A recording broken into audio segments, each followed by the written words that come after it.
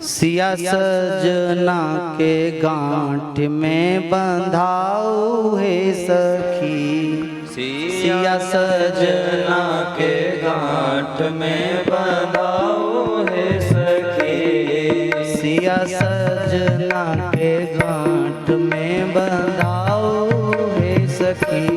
सिया सजना के गांठ में बंधाऊ है सखी। चिर संचित मनोरथ पुराऊ है सखी। चिर संचित मनोरथ पुराऊ है सखी। चिर संचित मनोरथ पुराऊ है सखी। चिर संचित मनोरथ पुराऊ है सखी। सिया सजना के गांठ में बंधाऊ है सखी। सिया सजना के गांठ में बंधाऊ है सखी। वर के पटका के खोर सिय के चुनरी के छोर। वर के पटका के ओर सिय के चुनरी के छोर। राम जी के दुपट्टे पीतांबर के साथ में जानकी जी की चुनरी की गांठ बांधो।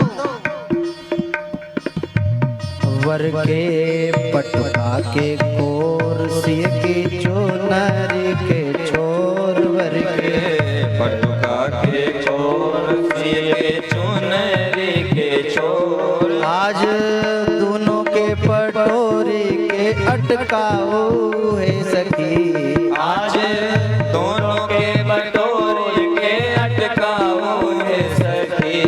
सिया सजना के गांठ में पठाओ है सखी। सिया सजना के गांठ में बंधाओ है सखी। सिया सजना के गांठ में बंधाओ है सखी। सिया सजना के गांठ में बंधाओ है सखी।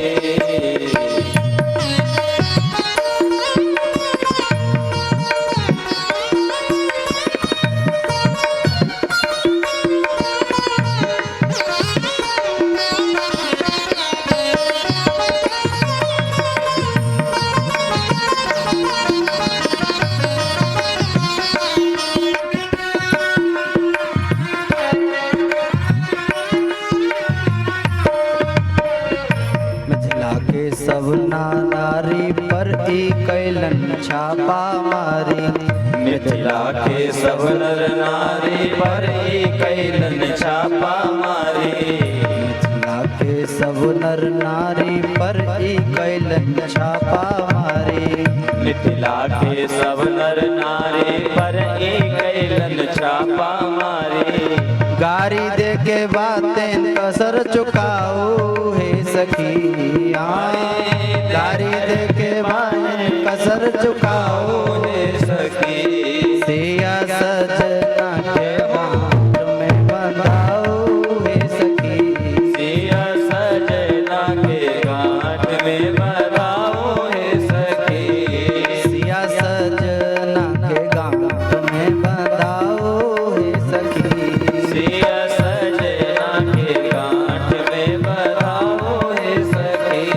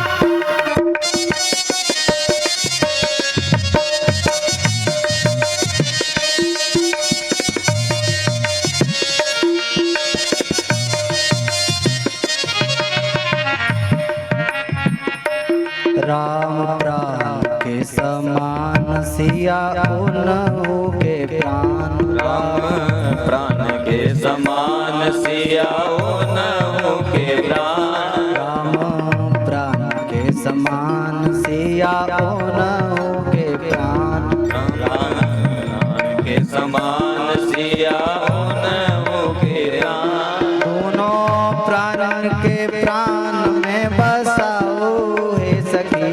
दोनों हाथ उठाकर प्राण के तालियों के साथ सब बसाओ हे सखी।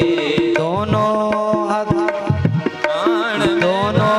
प्राण के प्राण में बसाओ हे सखी।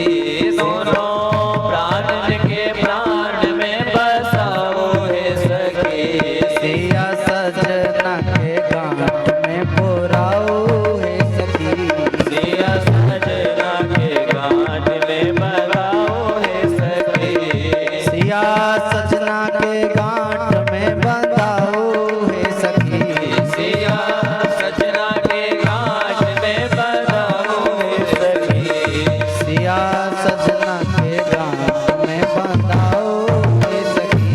सिया सजना के गांठ में बंधाओ हे सखी।